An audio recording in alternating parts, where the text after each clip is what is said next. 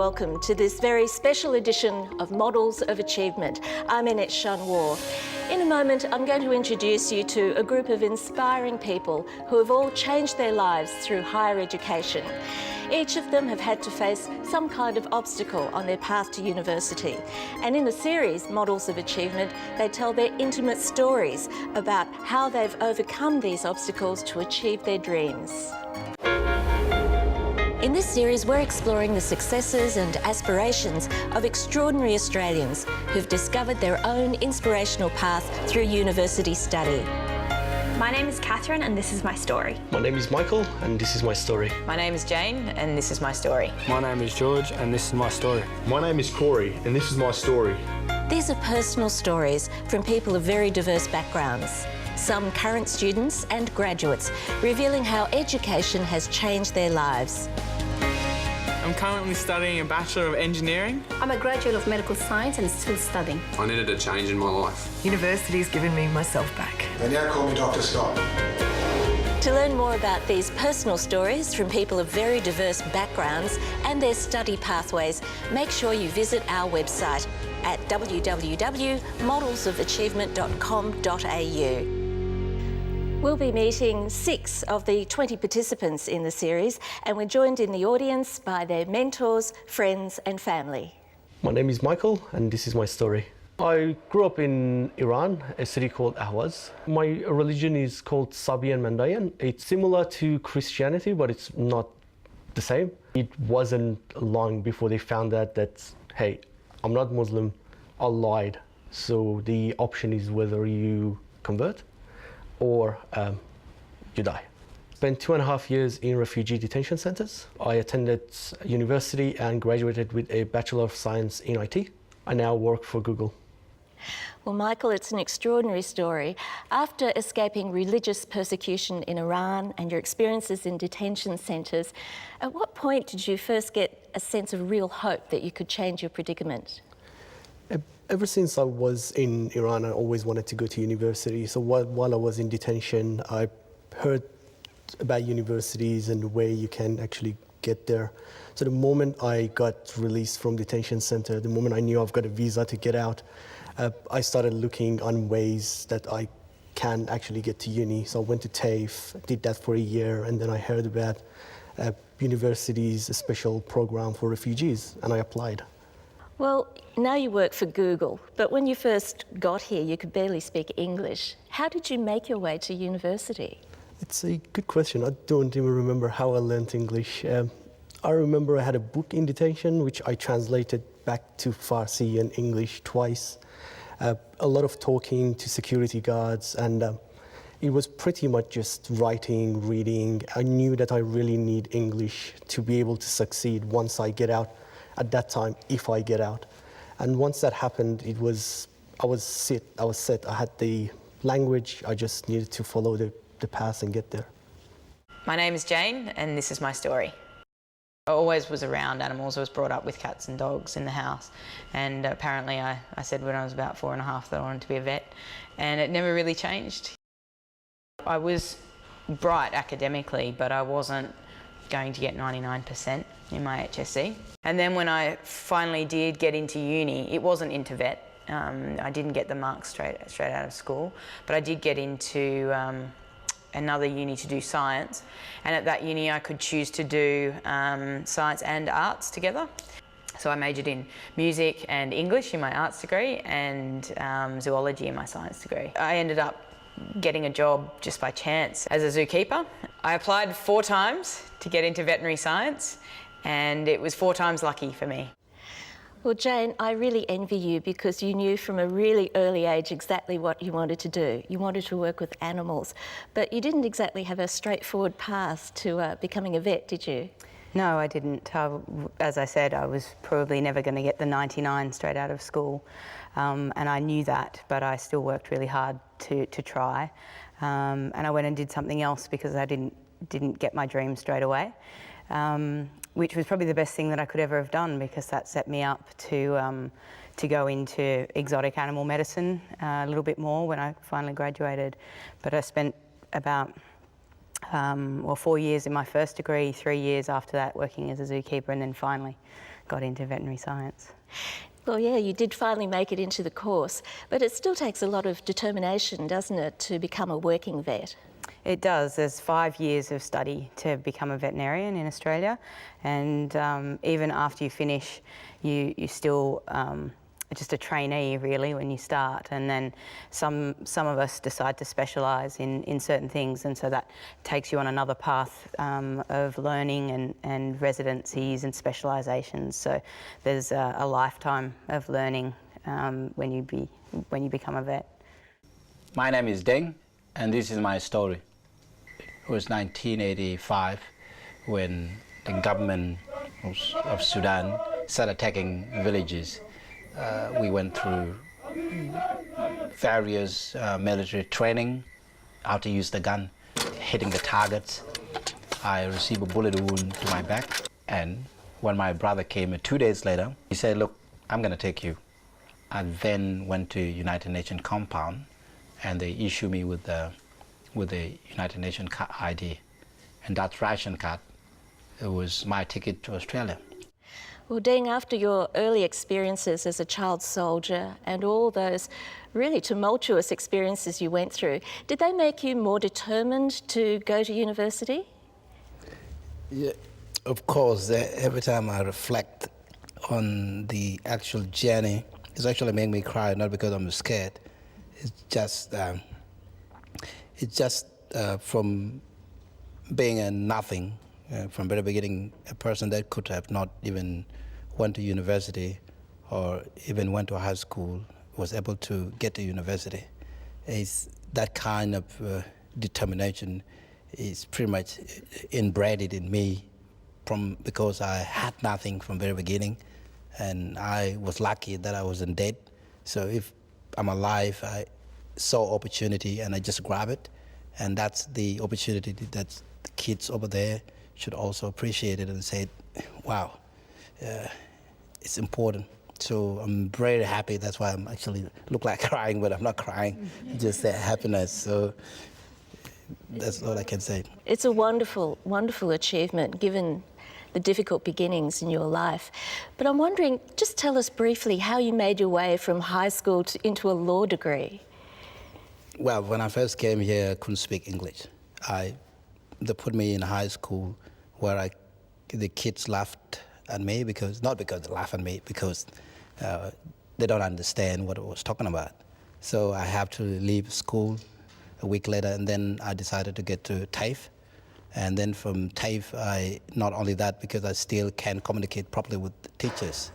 So the best thing that I did was get myself a Bible, get myself a books. I sleep with books, dictionaries. I still got them in my bed. So I sleep with books right next to me. Sometimes I get to bed at 3 o'clock. So it's a lot of work, that's what you could say. So that's how I managed to get to university, through TAFE and hard work. Fantastic. Thank you, Deng. Well, in a moment, we'll meet 3 more guests who will tell us about their journeys to higher education.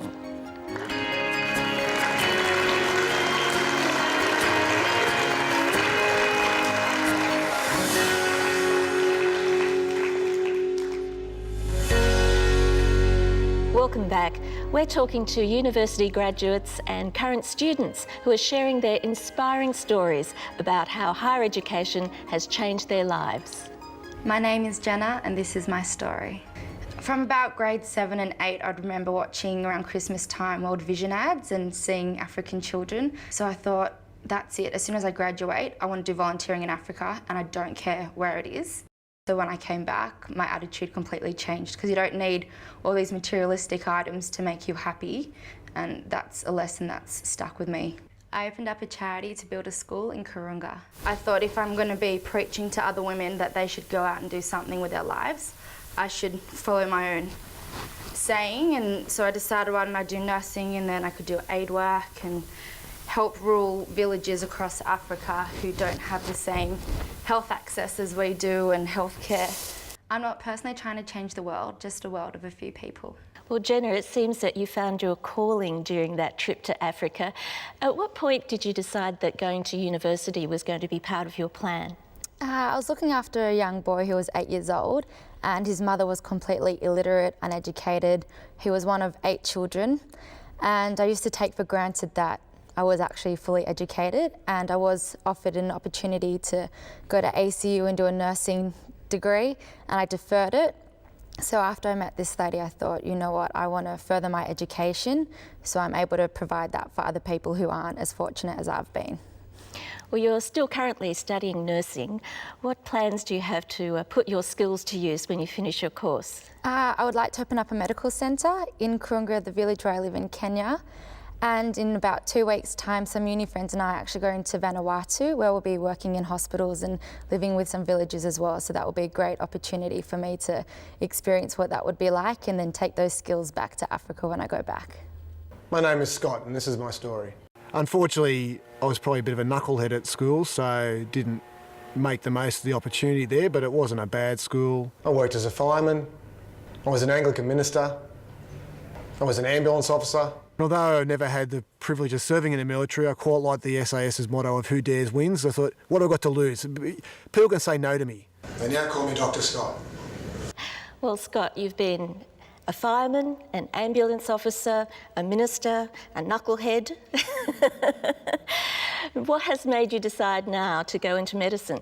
I'm probably still a knucklehead, but in the end, I think the thing is, I've always been interested in biological sciences and always been attracted to helping people, but didn't use the opportunities I had earlier on. Unfortunately, school coincided with puberty, so I spent too much time playing sport and worrying about the opposite sex instead of studying.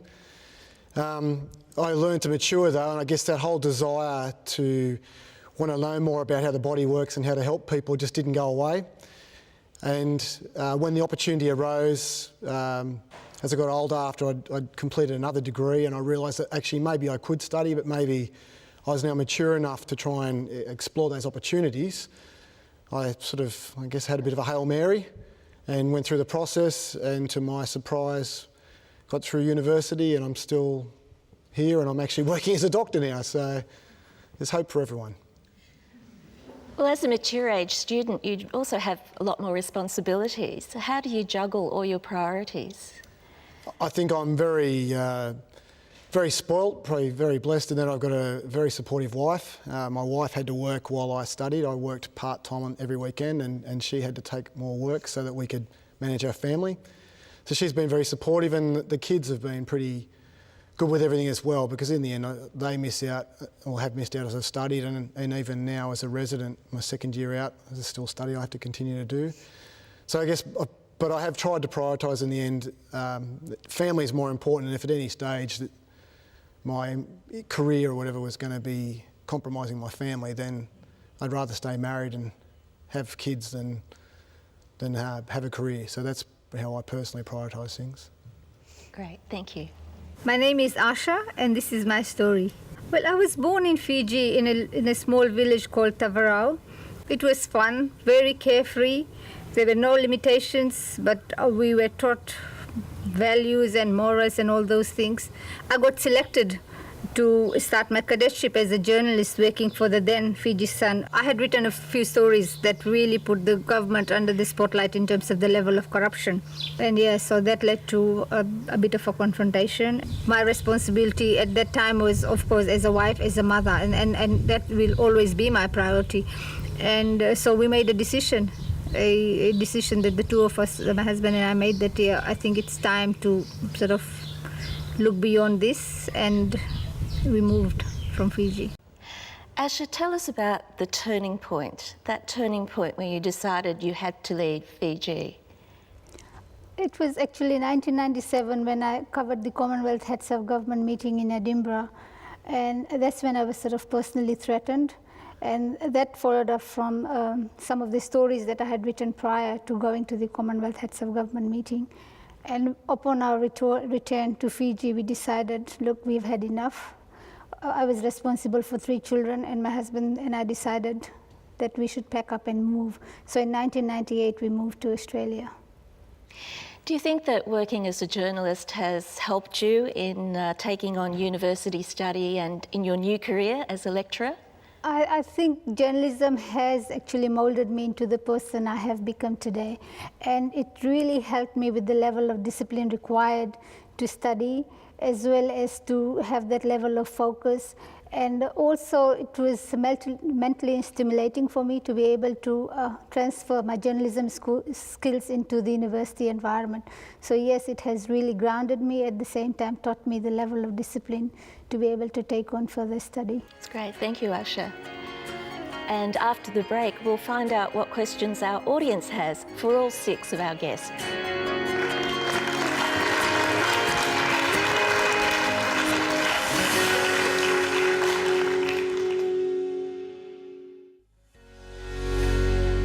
Welcome back. Well, we've heard a little bit from our guests about their extraordinary journeys to university. And if you'd like to hear more, the full story, then tune into Models of Achievement. Right now, though, let's see if the audience has any questions for our guests.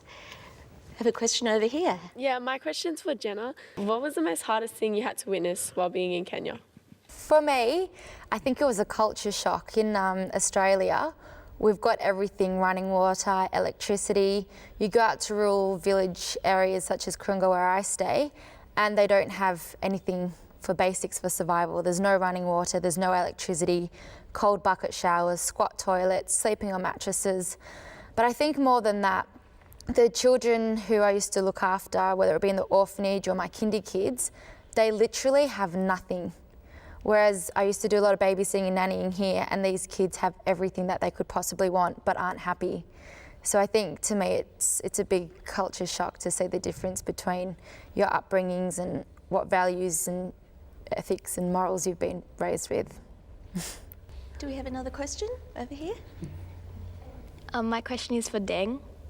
What was the most memorable experience you had to go through whilst being a child soldier? In 1993, I was then 10. I completed my full military training. So I had a gun that is taller than me. I don't know how tall you are now. So I have to break the back of it. And what happened was I have to do a shooting to a direction. And when the gun moved forward, back and forth, it's actually dislocated my shoulder. And I couldn't hold the gun because of the power of the weapon that I had in my hand. And still today, my left shoulder is actually broken. It has not been put in properly. So that's pretty much what I can say. It hurt, by the way. My question is for Michael. What do you do at Google? It's a good question. It depends what day of the week it is, actually. I started doing supports. So I did Google Apps supports, solving customers' problem, and then 20% time. I don't know if you've heard of that. At Google, they give us 20% time where we can go off and work on whatever we like. I started this project internally, and now I'm 100% doing that project. I project manage it, and it's like completely you start from one thing and then you move on to the next, and then it's Friday and you're like, what was I doing on Monday? Oh, it's Friday, too long ago. Now we have another question. Oh yeah, my question is for Scott. In school, you know, as footballers, teachers always refer to us as knuckleheads in school. What advice would you have for us knuckleheads out there? Probably in the end, just realise that to make the most of the opportunities you have. So in the end, we live in a great country. There's lots of opportunities to study at any age. But as I say to my own kids, it's a lot easier to study when you're in the habit. It's easier if you develop the study skills as a young person and the discipline required to actually maximise your learning. And also to be in a stage of life when you're younger, when you can actually put yourself into learning the skill sets and the particular thing you want to do for your profession. I wouldn't swap my life for anything, and I think that the experiences I've had have made me who I am today, and they'll make me better at my job. But ultimately, studying before, I didn't go back to uni till I was 37, and so it would have been easier without a family in some ways, because I would have been able to concentrate on my study. So in the end, there's always hope, but if you have the opportunity now to knuckle down instead of being a knucklehead, then I'd advise you to take it. My question is for Dean. How hard was it for you to get over the bullying at school? Well, I don't say they were bullying me because they didn't understand what I was talking about. I didn't know the language, so I cannot blame them for whether they laugh or they say bad things because I didn't even know what bad things they were. But the best thing to do if you know somebody is bullying you is actually to study harder day and night, and actually beat them in their examination. Get a good mark. Get a good mark, get a good job.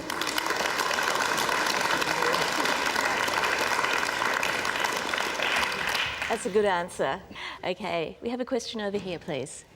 This question is for Jane. I just wanted to know your thoughts on how important is a program such as Models of Achievement to encouraging prospective students to pursue higher education? I think a program like Models of Achievement showcase an amazing group of people, and I'm sitting on stage with just some phenomenal people with amazing stories that have built incredible lives out of lots of different backgrounds. And so if hopefully a lot of people will watch the show and will realise that whatever their background is, they can make a great life out of what they have and what they can give back to the world. And tertiary education is a huge part of that in a lot of ways. And hopefully a program like this will encourage lots of people to pursue higher education and become the best that they can in whatever field. Actually, I have a question for Asha, because now you're actually a lecturer at university, so you've sort of gone all the way. I'm wondering what's the best advice that you give to any students who might be having second thoughts about their university studies? I think the students here, especially in Australia, in a country which is so blessed with abundance, I think every student should aspire to go through university because the opportunities are there. Looking back at my own life, when I was growing up in my little village in Fiji, I thought that was the world. That was the world to me. I had never seen anything outside of my village until I started high school. And then I started seeing another sort of environment. And then becoming a journalist exposed me to a bigger world where I started to travel and see the world, the outside world. But since coming to Australia, I took on every opportunity that was presented to me. Really worked hard. I raised 3 children while I was still at university here. And when I look back, I think I'm so lucky. This is such a lucky country. So education is empowerment. And since migrating here, I'm so blessed to have a family and especially a husband who pushed me to come to university. So we've got the opportunities, make use of it. Yeah, that's a great idea too. Deng, I think in your story you said the same thing, this idea that knowledge is power. It is indeed true. I would say what the lecturer said is quite true. There's no substitute to a civilized society where people can communicate rather than fighting, pick up guns and shoot each other head. And that's the society that I used to live in because we are not completely educated. In this country, you look around, people can reach high school. Like I said before, I never even thought about going to high school or even going to kindergarten. My father was a fisherman, and my mother was simply a housewife. And we keep goats and cattle. That's all they can keep as nomadic people in that country. And because maybe I could be, you could say, then it's a curse, what are you going to say? But I'm going to say it.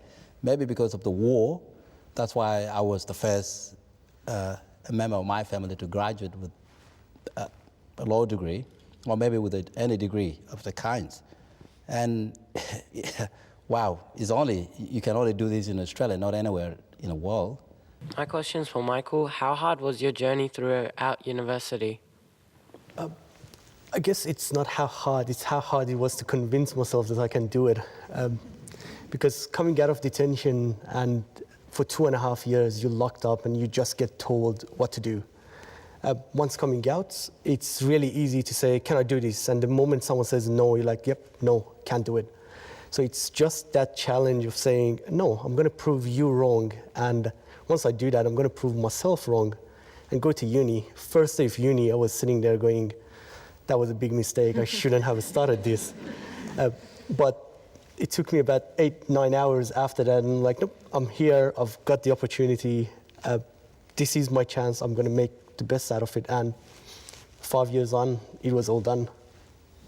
First of all, I'd just like to say you're all such a fantastic inspiration. But what I would like to know is, who inspires you and what motivates you to keep going? Just from a pragmatic point of view, at my age, I'm now 44, so I started studying late. But partly what motivates me now is that my wife and my family have supported me, and I want to make the most of the opportunity that they've given me. I want to be generous back. Studying for me was being part of a community, which is immediately my family, but also my broader family, and I think that I owe it to those people that enable me to have that opportunity. So that's a good continuing motivator. I think my wife would murder me if I changed careers again. How about you, Jane? You just kept persisting and persisting and persisting with your studies. What drove you? The knowledge that I wanted to do this always, and that's what I was supposed to do with my life. That feeling that was where I was supposed to be, and it didn't matter how long or how I got there. I was going to get there in the end. But I've had amazing people in my life. My parents told me that I could do whatever I wanted to do as long as I worked hard enough. And there was no choice in my family. I was quite lucky. My dad didn't finish high school, but there was still no choice. It was finish high school and go to university and do something. I've been very, very lucky with the support in my life. And then I've met amazing mentors along the way. I've met Jane Goodall, who was very inspirational in my life. And for people who don't know, she's foremost primatologist who studied chimpanzees and has studied chimpanzees for her whole life. And that's what she wanted to do. And her path to her dream was kind of similar in a way. And so that was quite inspirational.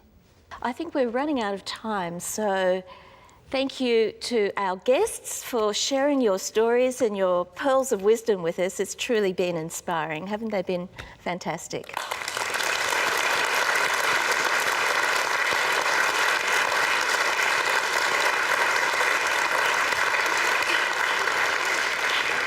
Well, if you'd like to hear more of these inspiring stories, and there certainly is much, much more, I suggest you tune in to see Models of Achievement. It screens on TVS and on other CTV stations nationally.